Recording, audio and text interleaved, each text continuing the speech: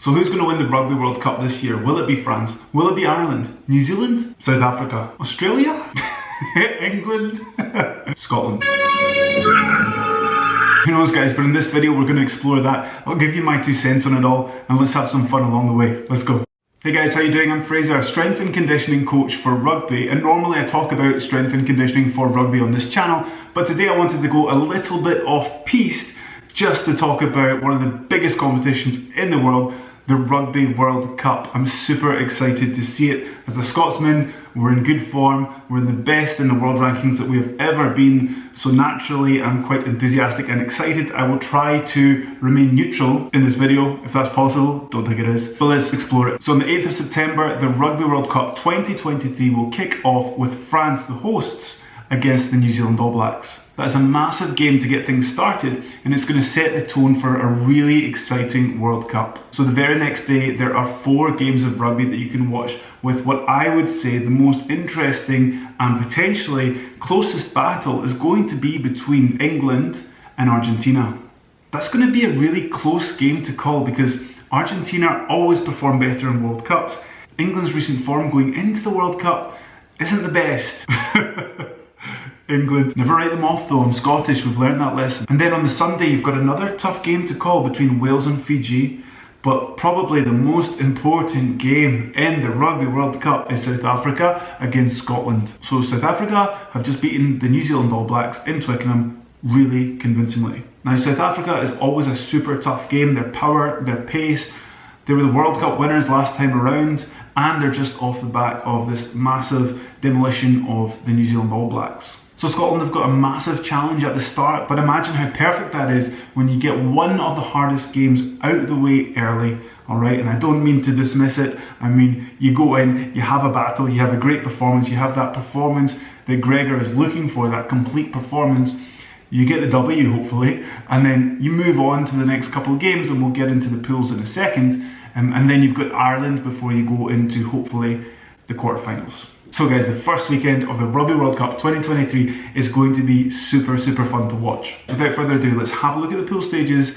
and look at the probability of people getting out into the quarters and through to the semis and then eventually the final. So 20 of the best teams in the world are competing in this tournament, and there are 4 pools of 5 teams. Pool A consists of New Zealand, France, Italy, Uruguay and Namibia. In Pool B we've got South Africa, Ireland, Scotland, Tonga and Romania.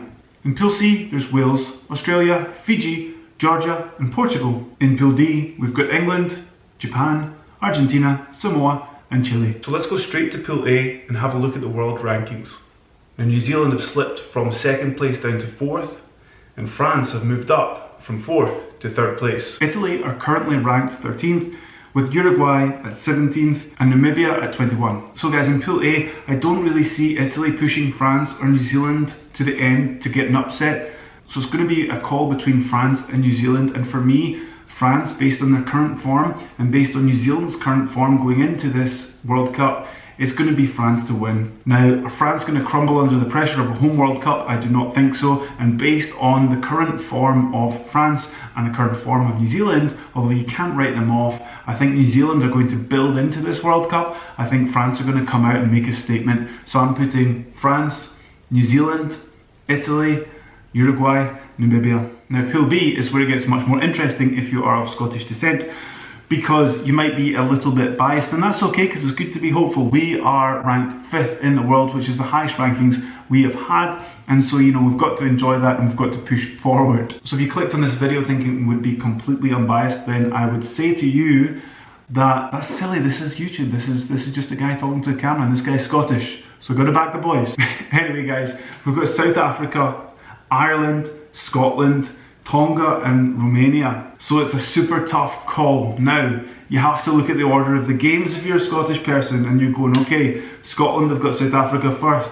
The really tough challenge, you could argue who's going to be a tougher game, Ireland or South Africa. And that's not to disrespect other teams. Every test match is going to be a test and a challenge for sure. It's rugby. However, just working off the world rankings, you're looking at, okay, you know, the top seeds are always going to be harder, potentially more physical games. So you've got to factor that in. And like I said, we've got South Africa straight off the bat, which I think can work really well in our favour. We're ready to go, we're flying, 2 weeks of rest, we know the challenge against South Africa. We've all seen the New Zealand game is going to be very tough. South Africa are current champions, so it's all to play for. We're the underdogs, we've got nothing to lose, and that's where Scottish people thrive. Also, secret weapon that no one's talking about, we've got King Leonidas on our side. This is Scotland. Guys, I'm just kidding, of course, that won't make a difference. Although it is cool to see celebrities get involved with rugby. You know, hopefully that brings new eyes to the game and helps grow our game, and that's a fantastic thing because rugby is one of the best sports in the world. So celebrities aside, let's move on and get serious about how this might unfold. So Ireland are currently ranked first in the world. They've got a great team, they've been building for years, they've got a great coach, and they're very dangerous. They're first in the world for a reason. So why wouldn't they win? Now that's a good question. Let me use some Scottish maths on this one for you, okay? Now Ireland have Romania, Tonga, South Africa, and then the mighty Scotland. Now that, you could argue that that is a build-up of games nicely, you know, based on the world rankings. You're getting harder, you're building up to South Africa, that's a really tough game, and then you're going into Scotland. You could counter-argue that by saying that having 2 really tough games back-to-back is going to be really challenging, it's going to be fatiguing, there might be a few sore bodies after playing South Africa, and therefore there's a chance there for Scotland to take advantage of that. However, you could then counter-argue that and say, well actually there's a 2-week turnaround, which isn't bad in international rugby.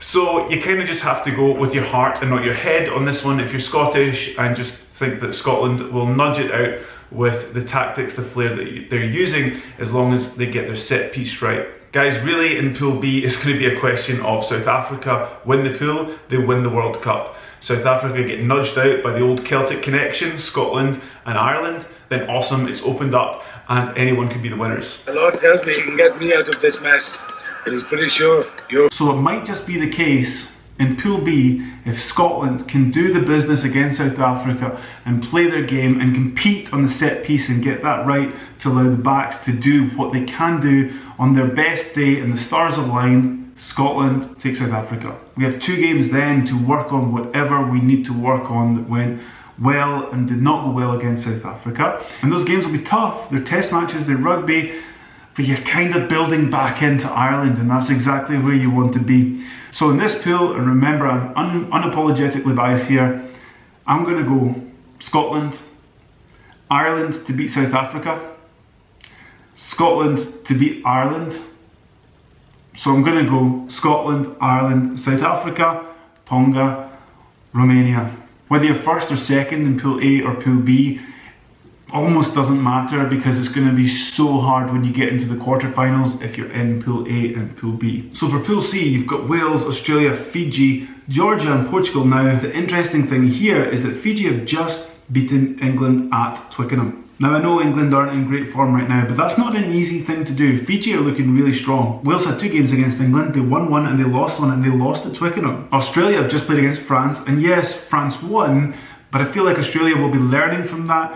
We all know how tenacious Eddie Jones is and how he is with his players, and I think that Australia, off the back of that France game, will come up another level. So in Pool C, I'm actually going to call Australia, Fiji, Wales, Georgia and Portugal. And I don't want to write Wales off, but I think Fiji will come good. So that's Pool C. What about Pool D? So in Pool D, we've got England, Japan, Argentina, Samoa and Chile. Now it begrudges me to say as a Scotsman, but England are a team that you can't write off. You know, they took that loss against Fiji and they've not had great performances, but I think they'll build as the campaign goes. And if they get to the quarterfinals being in Pool D, I think they could actually be pretty dangerous. Japan were really strong at the last World Cup. They were a surprise. They beat some big nations, but they're just not looking like they're on that form for this World Cup.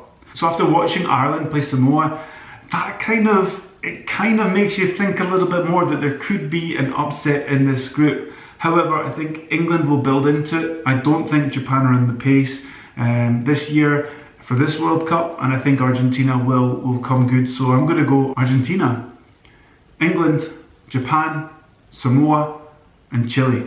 So moving on to the quarterfinals, we've got the winners of Pool A against the runners-up in Pool B. Now, in this model, being a Scotsman, that's going to be France against Ireland. Okay, let's roll with that. We then have the winners in Group B, Scotland, against the runners-up from Pool A, which in this case is going to be New Zealand. So it's going to be a very tough quarterfinals for everybody. But that's the Rugby World Cup, it's a challenge and it's supposed to be difficult. So based on this prediction video, the other quarterfinals would be Australia against England and Argentina against Fiji. So clearly this is quite different if you've watched other videos around the Rugby World Cup and predictions, and that's due to one key thing. I'm Scottish. So let's keep the Scottish dream alive and move on to the semi-finals. Okay, so we've got to the semi-finals and you might be thinking, Fraser, stop. You've got Scotland against New Zealand in the quarterfinals. That's already enough. You can't push them through to the semis in this prediction YouTube video. And I would say to you that defeats the purpose of this video where we're taking Scotland all the way because Scottish maths. Which means Scotland are against Australia in the semi-finals, because although I think that England will build into this World Cup, I've said that Australia will too, and that Australia against England in the quarter-final game is going to be pretty tough, and I think Australia will nudge it out.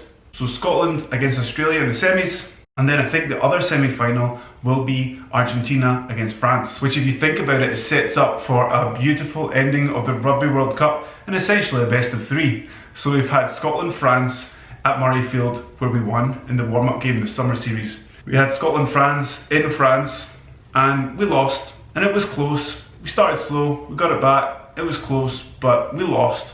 So, best of three? World Cup final? Guys, again, who knows what's going to happen. I think that would be a great way to finish the World Cup, but then I am Scottish, so maybe I'm slightly biased on that one. So you'll need to forgive me for pushing my team all the way to the final. I do think they have the capability to do it. I do think we've got the right coaching staff to do it, the right players to do it. It's an exciting time to be watching Scottish rugby and see the performances. And whatever happens, I know it's going to be a fantastic showcase of rugby. If you're going to the Rugby World Cup, then enjoy it, and good luck to all the players, the backroom staff, the coaches, the physios, the doctors, everybody involved, team managers, because that'll be a super stressful time to be a team manager as well.